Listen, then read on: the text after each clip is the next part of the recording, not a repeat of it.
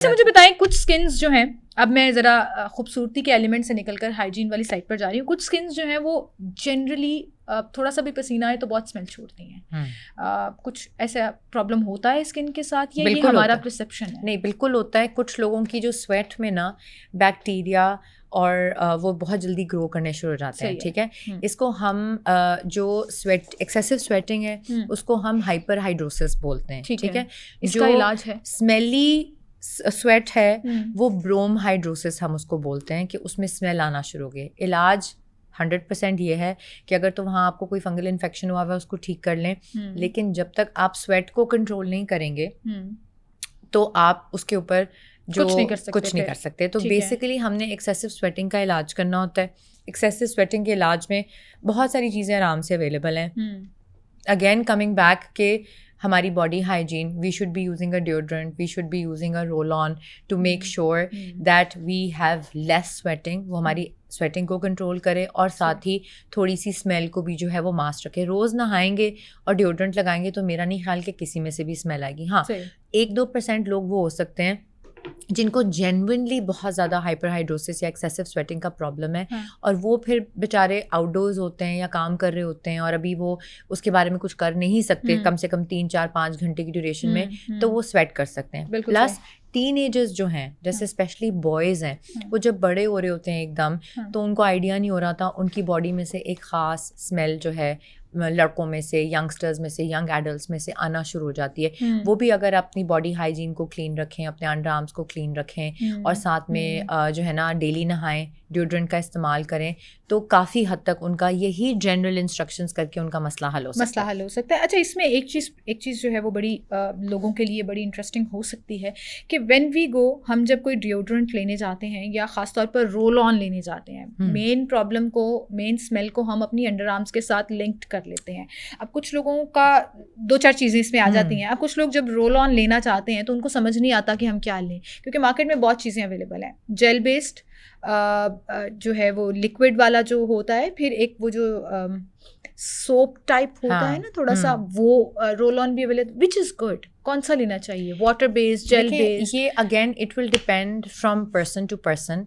इसमें जो है ना बेसिकली कोई एक्टिव इंग्रेडिएंट होना चाहिए, चाहे वो हर्बल है जो कि आपकी उसकी स्वेट को कंट्रोल करेगा, ठीक है, और आपकी स्किन पे थोड़ी देर के लिए स्मेल को मास्क रखेगा, ठीक है, या एल्यूमिनियम क्लोराइड बेस्ड होने चाहिए एक सर्टेन स्ट्रेंथ में, जो कि एक्टिवली आपकी स्वेट को कंट्रोल करेंगे और आपकी बॉडी स्मेल को कंट्रोल करेंगे। देखिए, स्वेट कंट्रोल होगी ना सिमल, एक हद तक तो पसीना आना है। हम पसीने को 100% रोकना भी नहीं चाह रहे। क्यों?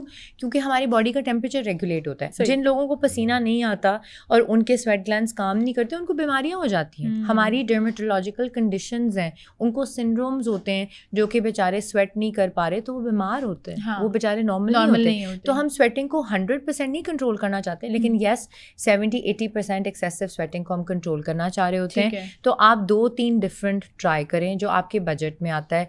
अगर आपको फ़र्ज़ करें कोई 2-4-5 डिफरेंट चीज़ें आपने यूज़ की हैं, अगर वो आपको हेल्प नहीं कर रहा, स्वेटिंग को कंट्रोल नहीं कर रहा, स्मेल फिर भी आ रही है, या आपको उल्टा कोई भी प्रोडक्ट यूज़ करने से एलर्जी होनी शुरू हो गई है, तो फिर probably you will need to seek help from a dermatologist, क्योंकि हम मेडिकल ग्रेड या मेडिसिन प्रिस्क्राइब करके फिर एक्सेसिव स्वेट को कंट्रोल कर सकते हैं। अच्छा डॉक्टर साहब, इसमें एक चीज़ मुझे बताइएगा कि आप एक चीज़ यूज़ कर रहे हैं, कोई एक सर्टेन प्रोडक्ट जो आपको लगता है कि आपको सूट कर रही है, और मैं ये हाइजीन की बात कर रही हूँ, पसीना कंट्रोल करने की बात कर रही हूँ, बॉडी की स्मेल को ख़त्म करने की बात कर रही हूँ। फिर यूजुअली क्या होता है कि 6-8 महीने आपने मुसलसल वो यूज़ किया और फिर आपको एकदम लगता है कि नाउ इट्स नॉट वर्किंग। पहले तो ये 8-10 घंटे जो मैं घर से बाहर रहता था या रहती थी तो ये ख़त्म हो गया, अब ये it has started turning into a bad smell. तो ये साइकोलॉजिकल है या एक्चुअली एग्जिस्ट करता है कि आपको 6-8 महीने के बाद इस किस्म की प्रोडक्ट को चेंज कर लेना चाहिए? 6-8 महीने बाद फेस वॉश चेंज कर लेना चाहिए, कुछ लोगों को ज़रूरत होती रोल ऑन चेंज कर लेना चाहिए। हमें चीज़ें प्रोडक्ट्स को चेंज इसलिए करने की ज़रूरत पड़ती है क्योंकि body sometimes becomes used to a particular product and that product will stop working for that person, ठीक है। तो हमें उस प्रोडक्ट को चेंज कर लेना चाहिए और दूसरी ट्राई कर लेनी चाहिए, और एक टाइप की 2-3 महीने 4 महीने यूज़ करने के बाद अगर तो वो हेल्प करी है तो कंटिन्यू करें, अगर नहीं करी तो seek another brand, seek another formula, may be a आप ये हायर कह रही हैं स्ट्रेंथ, कि change कर लेना मे चाहिए। Be a higher strength. देखें, मुमकिन है किसी चीज़ में एक पर्टिकुलर स्ट्रेंथ की 1% है या 2% है, आपका प्रॉब्लम बढ़ते बढ़ते इतना हो गया कि 2% उसके लिए काम नहीं कर रहा, 5% चाहिए, 10% काम नहीं कर रहा, आपकी बॉडी 20% चाहिए, इम्यून हो जाती है उस चीज़ के लिए, हो जाती है। हमारी बॉडी उस पर्टिकुलर इंग्रेडिएंट के इम्यून हो सकती है, क्योंकि बॉडी को आपने आदत डाल दी, बॉडी कहेगी यार अच्छा मैं काम कर रहा था, मुझे इससे ज़्यादा काम करना चाहिए। ठीक है, तो हमें ज़रूरत होती है, ट्रिगर हो गया तो वो। हाँ, और अगर आपको खुद स्मेल ना आए तो, और मतलब खुद उस स्मेल को मैनेज ना करना आए, खुद उस प्रॉब्लम को फिक्स ना करना आ रहा हो, तो always seek help from a professional. देखें, लग्जरी डर्मेटोलॉजिस्ट के पास जाना कम्प्लीटली नहीं है, इसलिए क्योंकि हमारे जो हॉस्पिटल्स हैं government based, they have properly trend consultants वहाँ बैठे हुए हैं, इतने समझ लें हमारे प्रोफेसर्स हैं, एसोसिएट प्रोफेसर्स हैं, पूरे डिपार्टमेंट्स होते हैं जो हमारे रेजिडेंट्स की ट्रेनिंग कर रहे होते हैं, और प्रोफेशनल लोग वहाँ पर भी बैठे हुए हैं। तो अगर कोई प्राइवेट नहीं अफोर्ड कर सकता तो आप गवर्नमेंट हॉस्पिटल में बिल्कुल जा सकते हैं। हर गवर्नमेंट हॉस्पिटल में डर्मेटोलॉजी का डिपार्टमेंट होता है, आप वहाँ जाएँ, वो आउटडोर में बैठे होते हैं, पर्ची सिस्टम है, थोड़े से पैसों में आप दिखा सकते हैं। बहुत सारे एरियाज़ में ऐसे डॉक्टर्स हैं जो प्रोफेशनल बैठे होते हैं, वो बहुत ज़्यादा फी नहीं चार्ज करते। तो when there is a will there is a way to even seek professional help. बिल्कुल सही कह रही हैं आप, बिल्कुल सही कह रही हैं। अच्छा, वहीं पर अब हम ज़रा आ जाते हैं लोगों को मशवरे जो है मैं चाह रही हूँ कि आपसे मिले। बैक टू नेचर का एक बड़ा फार्मूला चल रहा है आजकल, #बैक टू नेचर। हम हर्बल चीज़ें इस्तेमाल करेंगे, हर्बल फेस वॉश यूज़ करेंगे, हर्बल शैम्पू की तरफ जाएंगे, बाकी सारी चीज़ें भी करेंगे। आपके ख्याल में इज़ इट सेफ़ वो कर लेना चाहिए? नेचुरल चीज़ों की तरफ जो लोग जा रहे हैं, जाहिर है वो आपकी फील्ड से तो टोटली डिफरेंट हो जाता है, लेकिन वहीं पर आपके ख्याल में इट्स ओके? अच्छा देखें, ये अब हर्बल जो चीज़ें हैं ना, उसके ऊपर बेस करता है कि वो कौन सी चीज़ें हैं, कौन से एक्सट्रैक्ट्स हैं। बहुत सारी जो मेडिसिनल प्रोडक्ट्स भी हैं या ये जो चीज़ें होती हैं, ये हर्बल एक्सट्रैक्ट्स होते हैं। ठीक है, मतलब एक हर्ब है, उसमें से हमने उसकी जो एक्चुअल एक्टिव इंग्रेडिएंट है उसको एक्सट्रैक्ट कर लिया है, उसको प्योरीफाई किया है, उसकी परसेंटेज को जितना बॉडी को चाहिए वो हमने यूज़ करके एक दवाई बना ली है। ठीक है, या एक रिलेटिवली मेडिकल ग्रेड प्रोडक्ट बना लिया है। अब जो हर्बल प्रोडक्ट्स हैं, हर्बल प्रोडक्ट्स यूज़ करने से एक्चुअली इरिटेशन भी हो सकती है, प्रॉब्लम भी हो सकती है, बिल्कुल हो सकती है, बिल्कुल हो सकती है। साइड इफेक्ट्स, देखें साइड इफेक्ट हम इसलिए मैं कमिट नहीं कर सकती क्योंकि मुझे दवाई का तो पता है कि ये दवाई यूज़ करने से कौन कौन से साइड इफेक्ट्स हो सकते हैं। जो हर्बल चीज़ है, हर्बल चीज़ एक ना जनरल विंडो में आ जाती है कि ये हर्बल है। भाई हर्बल में क्या डाला हुआ है? आपने नीम डाला है, ट्रीटी ऑयल डाला है, आपने ऑरेंज पील डाला है, आपने एप्रिकॉट कर्नल्स डाले हैं। इंग्रेडिएंट्स अगर लिखे भी हैं तो वो कितने परसेंटेज हैं, वो किस तरह से बनाए गए हैं, वो नहीं लिखा। अच्छा, अब वो ना स्टडी नहीं होता।